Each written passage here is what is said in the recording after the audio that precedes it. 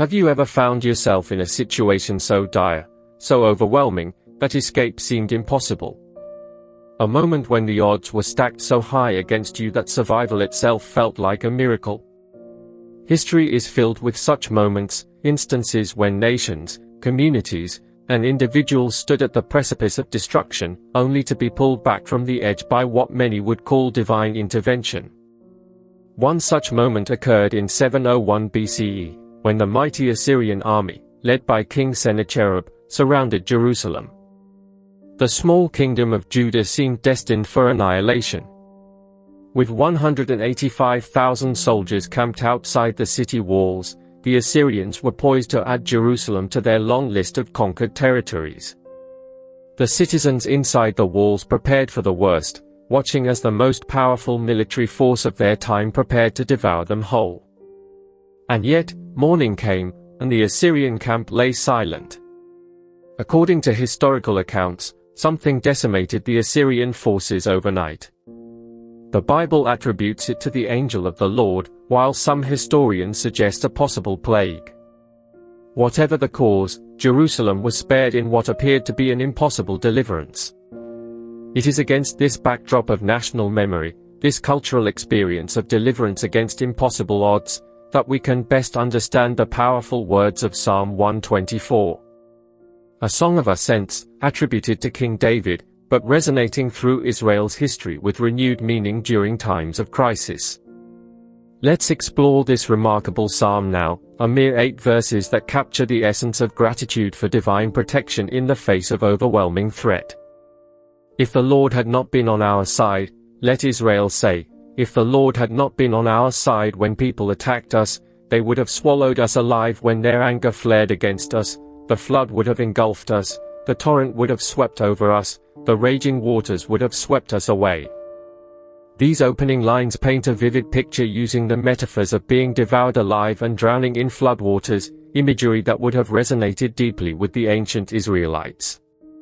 For a people who had witnessed the power of water in the flood narratives and the Red Sea crossing, who had faced numerous military threats throughout their history, these weren't abstract concepts but visceral reminders of vulnerability. The phrase, "Let Israel say," serves as a communal call to remembrance and acknowledgement. It's an invitation for the entire community to recognize their deliverance and express gratitude collectively. This wasn't meant to be a private devotion but a public declaration of dependence on divine protection. Throughout human history, floods have represented one of nature's most destructive forces. In the ancient Near East, where Psalm 124 originated, seasonal flooding could bring either life-giving irrigation or devastating destruction.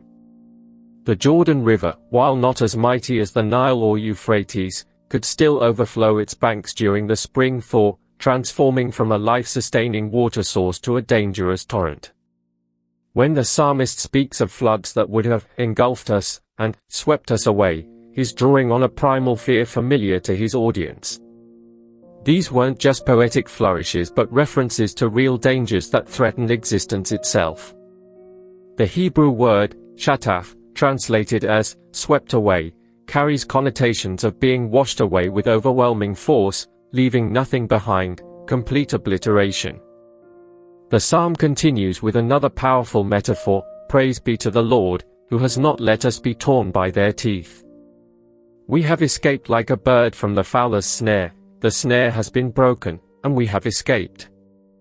This imagery shifts from water to predation, from drowning to being hunted. The reference to teeth-tearing flesh brings to mind predators like lions or wolves, creatures that the pastoral Israelite society would have contended with regularly. In the ancient world, shepherds had to protect their flocks from these threats, making this metaphor particularly resonant. The fowler's snare represents a different kind of danger, the calculated trap set with patience and cunning. Unlike the overwhelming force of a flood or the fierce attack of a predator, the snare works through deception and patience. It's a reminder that threats come in many forms, some obvious and overwhelming, others subtle and hidden. The breaking of the snare represents not just escape but liberation. The Hebrew word, nishba, used here implies a complete shattering, not merely slipping free but the destruction of the trap itself. This isn't a narrow escape that leaves the danger intact for others, it's a decisive victory that neutralizes the threat entirely. This metaphor would have carried particular significance in ancient Israel, where bird trapping was a common practice both for food and sport. The sudden freedom of a bird when a snare breaks would have been a familiar and powerful image of unexpected deliverance. The psalm concludes with a declarative statement of faith: "Our help is in the name of the Lord, the maker of heaven and earth."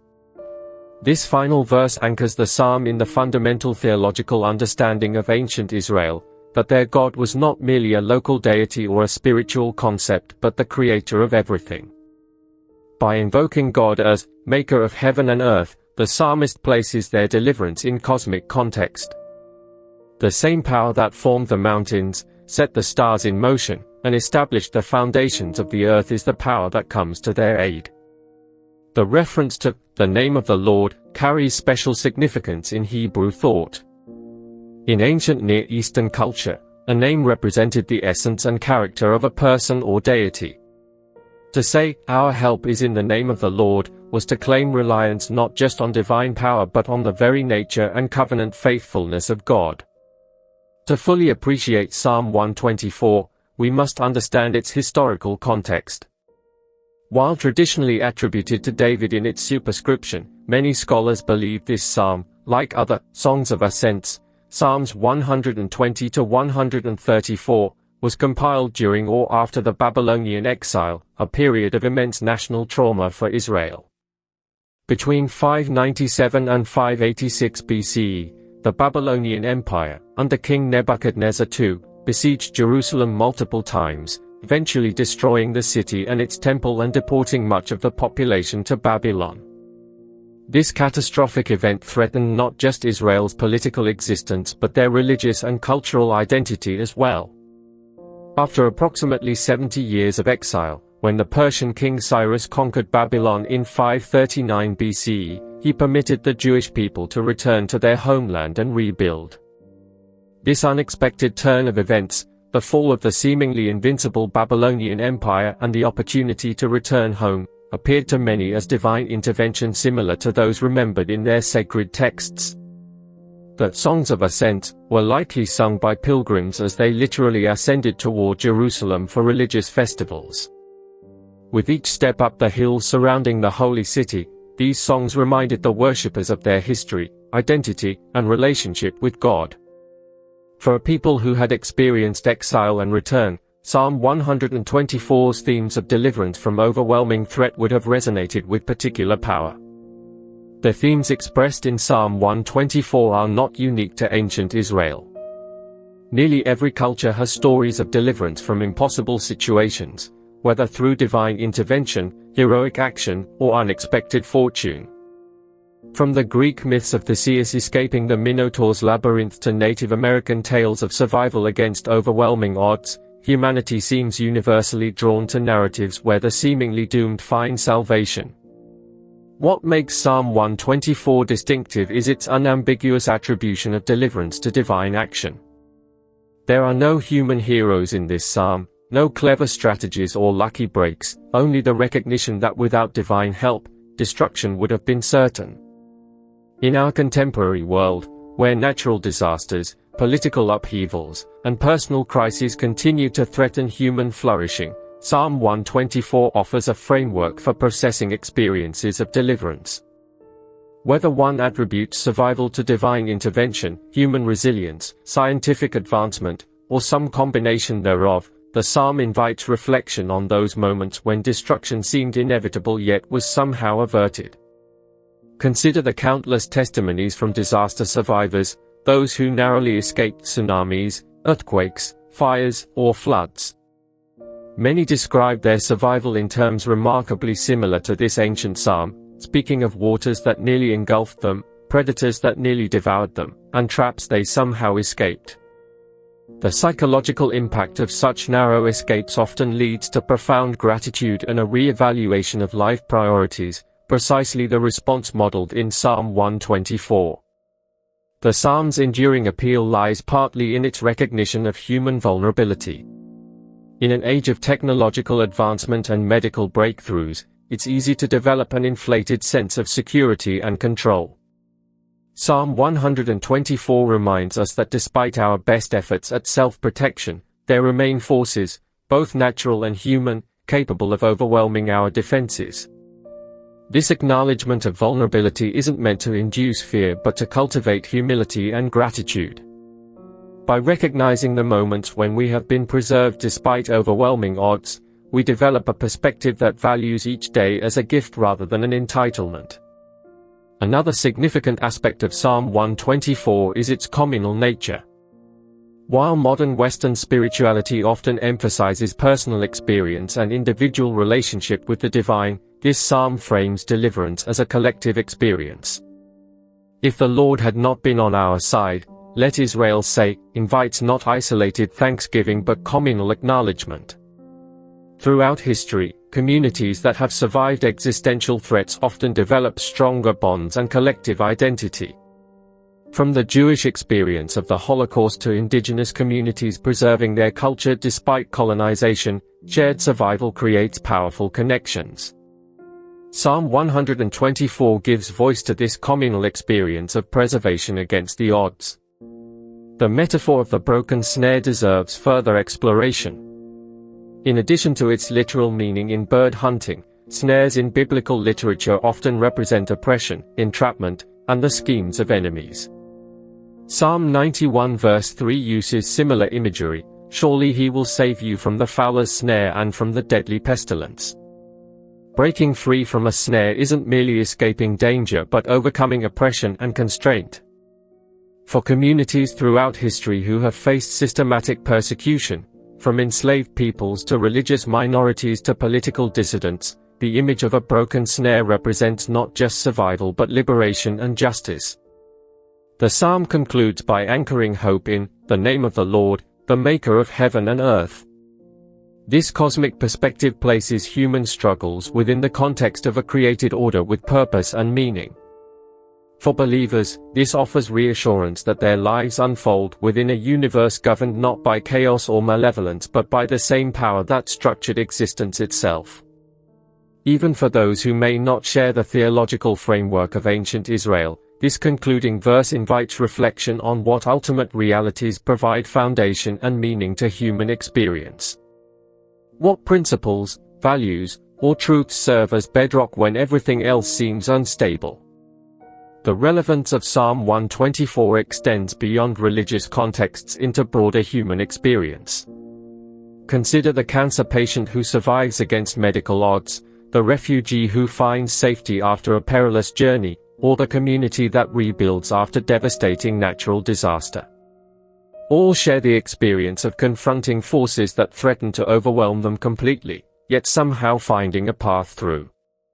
Psychologists who study resilience, the ability to recover from or adjust to misfortune or change, have identified gratitude as a key factor in post-traumatic growth. By acknowledging that survival wasn't guaranteed or automatic, we develop appreciation for the life we have and often discover new purpose in the aftermath of crisis. Psalm 124 models precisely this posture of grateful recognition that destruction was a real possibility overcome. Visual, historical timeline showing threats to Jewish community throughout history. For Jewish communities throughout history, Psalm 124 has held special significance during times of persecution. From the Maccabean revolt against Antiochus IV Epiphanes in 167 to 160 BCE to survival under Roman occupation, from the pogroms of medieval Europe to the Holocaust of the 20th century, Jewish history has been marked by existential threats that seemed insurmountable. The continued existence of Jewish communities and traditions despite these repeated threats has been interpreted by many as evidence of divine protection similar to that celebrated in Psalm 124. The phrase, Am Yisrael Chai, the people of Israel live, expresses this same sentiment of survival against overwhelming odds. The psalm's use of natural imagery, floods and predators, reminds us of both the beauty and danger inherent in the natural world. Modern humanity, despite technological advances, remains vulnerable to floods, fires, earthquakes, pandemics, and other natural forces. Recent events like the COVID-19 pandemic, devastating wildfires in Australia and California, and catastrophic flooding in various regions demonstrate that we haven't outgrown the vulnerabilities described in this ancient text. Environmental scientists warn that climate change may increase the frequency and severity of such events, giving Psalm 124's imagery of threatening floods renewed relevance for contemporary audiences. The psalm offers no technological solution to these threats but instead promotes an attitude of humility regarding human capability and gratitude for each instance of preservation. While Psalm 124 attributes deliverance entirely to divine action, it's worth noting that in many modern instances of crisis, human agents play crucial roles in rescue and recovery. First responders, medical professionals, aid workers, and ordinary citizens often serve as instruments of deliverance for those threatened by disaster. Religious traditions have various ways of understanding this relationship between divine and human action in moments of crisis. Some see human rescuers as divinely appointed agents, others as partners in divine work, and still others as expressions of divine character manifested through human compassion. However one frames this theological question, the Psalm's focus on gratitude remains relevant, whether directed toward God, human helpers, or both. As a song of ascents, Psalm 124 was meant to be sung rather than merely read or recited. Music has unique power to encode emotional and spiritual experiences in memorable form. By setting their experience of deliverance to music, ancient Israelites created a vehicle for transmitting this memory and its accompanying gratitude to future generations. Throughout human history, communities have created songs, chants, and hymns to commemorate significant moments of liberation or protection. From African American spirituals born during slavery to resistance songs during oppressive regimes, music provides both expression of and inspiration for hope in seemingly hopeless situations. Today, Psalm 124 continues to be sung and recited in synagogues and churches worldwide, often in times of celebration following averted disaster or in commemoration of historical deliverance. Its enduring resonance speaks to the universality of its central theme, that survival in the face of overwhelming threat evokes profound gratitude. As we conclude our exploration of this ancient text, let us consider its invitation to reflection. When have we, as individuals, communities, or nations, faced threats that seemed overwhelming? What factors contributed to our survival and recovery? And how might grateful acknowledgement of these narrow escapes shape our approach to present challenges? Psalm 124 doesn't promise immunity from danger. Indeed, it presupposes threat as a recurring feature of human experience. What it offers instead is a framework for responding to those moments when we find ourselves on the other side of danger, having escaped what seemed inescapable. If the Lord had not been on our side. This opening phrase invites us to consider the alternative history that might have been, the destruction that seemed certain yet somehow didn't materialize. By recognizing how close we came to being overwhelmed, we gain perspective on the present moment as a gift rather than a guarantee. Our help is in the name of the Lord, the Maker of heaven and earth. This concluding declaration grounds hope not in human capability or favorable circumstances but in something more fundamental and enduring. Whether one shares the theological framework of ancient Israel or not, the psalm invites consideration of what ultimate realities we trust when facing forces beyond our control.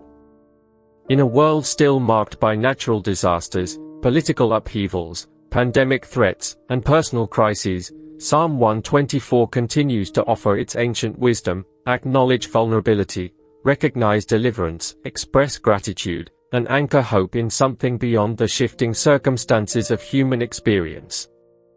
When the floods of life threaten to engulf us, when predators circle, when traps are set, these ancient words still resonate across the centuries, reminding us that survival itself is remarkable, preservation noteworthy, and gratitude the appropriate response to finding ourselves still standing when destruction seemed certain. Before you go, I want to personally invite you to be part of our growing community here at Prayer Universe. If this video touched your heart or brought you peace, take a moment to hit that subscribe button and turn on notifications so you never miss a prayer or message that can uplift your spirit. But most importantly, I'd love to hear from you. In the comments below, share just one word or phrase of motivation that this video inspired in you, whether it's hope, gratitude, peace, or something else. Your words matter deeply to us because they help guide the content we create for this channel. Together, let's build a space filled with faith, encouragement, and connection. Thank you for being here, and remember, every prayer counts. See you in the next one.